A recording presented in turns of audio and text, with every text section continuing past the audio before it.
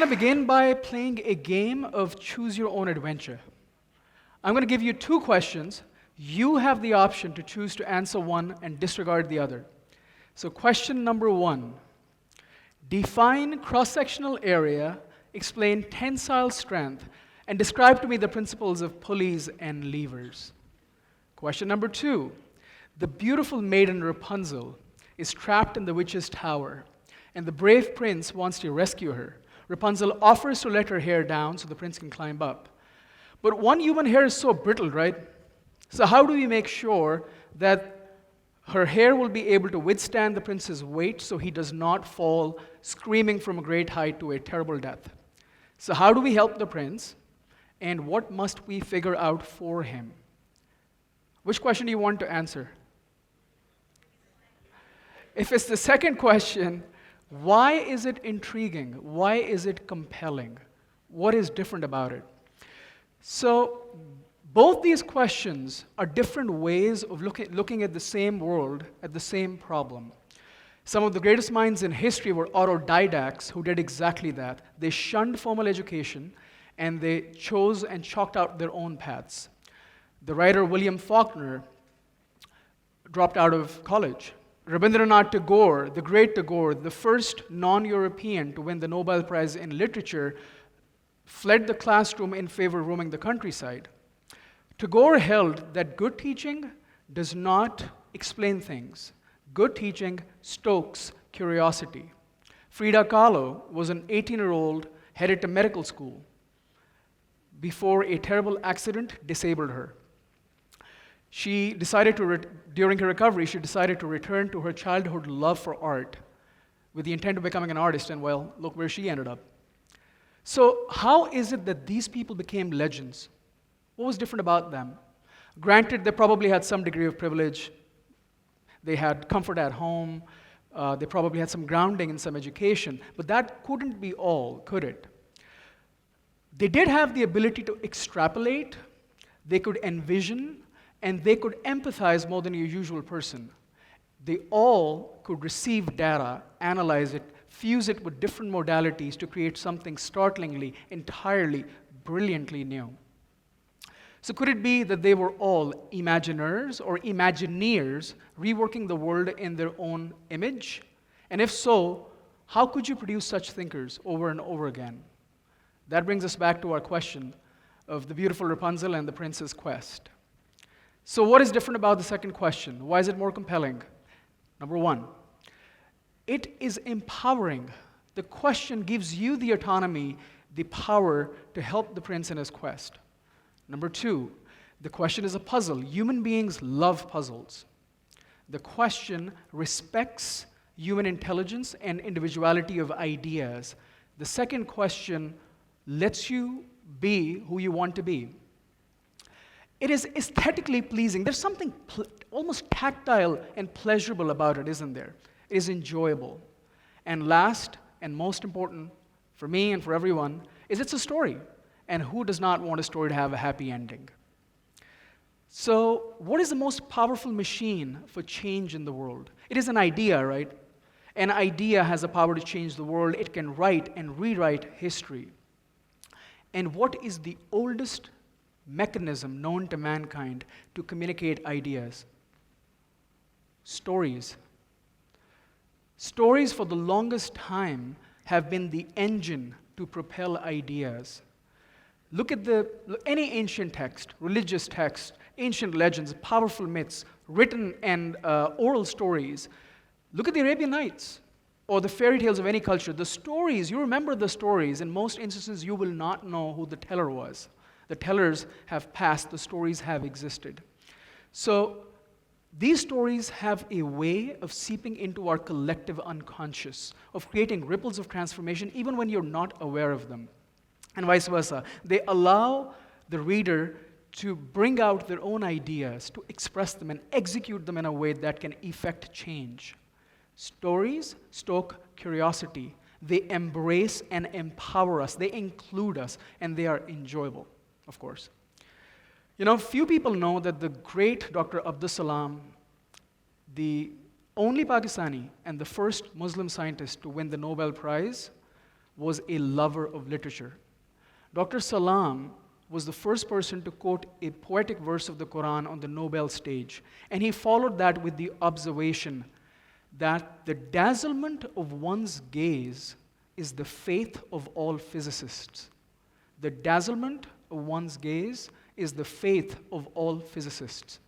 The deeper we probe, the more excited is our wonder, the more astonished is our gaze.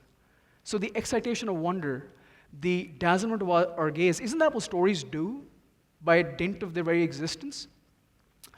In short, telling stories, inviting others to participate in storytelling, story making, is a great way of educating our adults and children. So, is there a genre that is particularly and peculiarly amenable to the excitation of wonder and the expansion of our senses? That by dint of its very existence demands and mandates that its readers be somewhat educated? Indeed, that is science fiction. Science fiction is the literature of ideas. It is literature that pushes and probes the boundaries of knowledge. Writers of science fiction and fantasy were the first to envision human flight, space travel, remote video calling, artificial intelligence, something as common as people in the crowd are holding right now, your cell phones, right? And avid readers of science fiction exhibit curiosity, they love problem solving, they are environmentally conscious, and they have an active imagination. You know, a couple of years ago, Neil Gaiman wrote an article for The Guardian.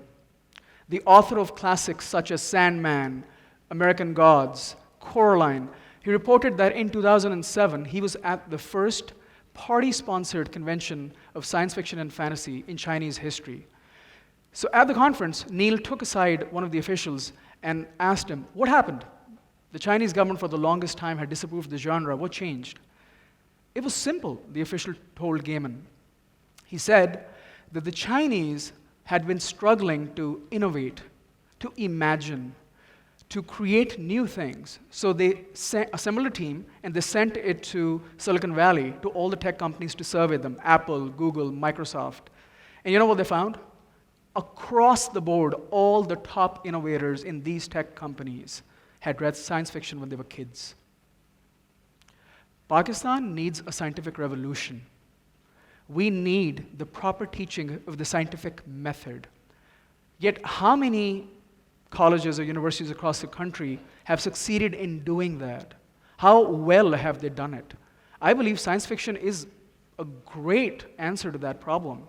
It may be the easiest, most practical, maybe the most economic way of teaching our children the art of thought experiments.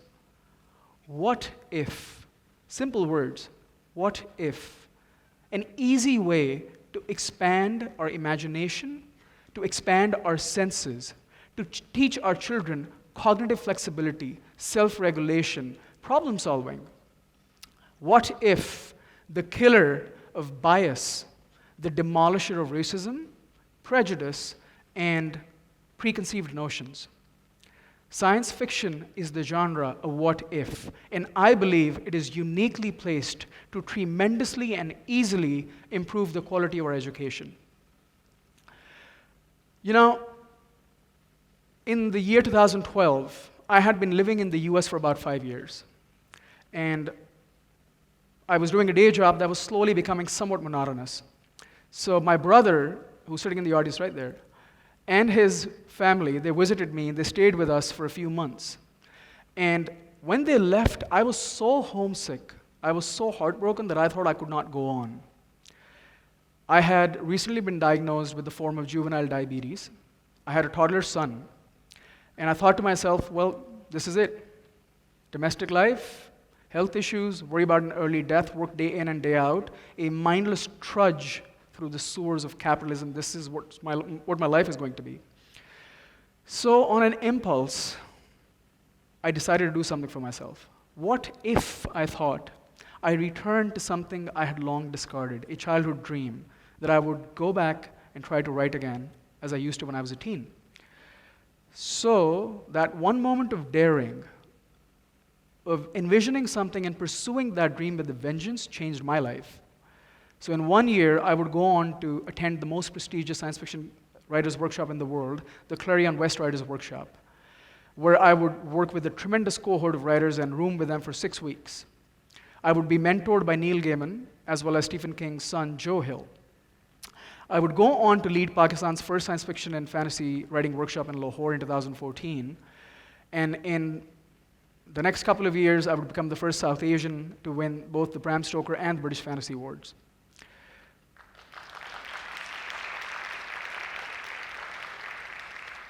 Thank you. And after a couple of years with Desi and Babaja, we set the foundation for a new award, the Salam Award for Imaginative Fiction. The Salam Award is Pakistan's first and only science fiction award, and we're currently in our 4th year. Our winners and finalists have gone on to sell fiction all across the world, to India, to the US. They have read before global audience in Orlando. Akbar Shahzad did that last year.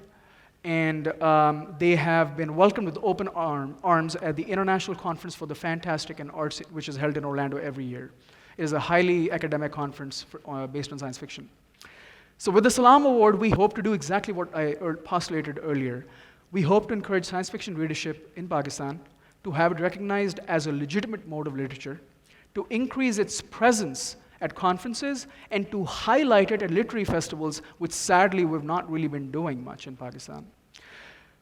And all of this does not require a lot of money, but it does require time, patience, knowledge, and insight. And all this insight and work that we were able to gather only happened because I thought to myself, what if our lives were more than just a dream? I thank you all.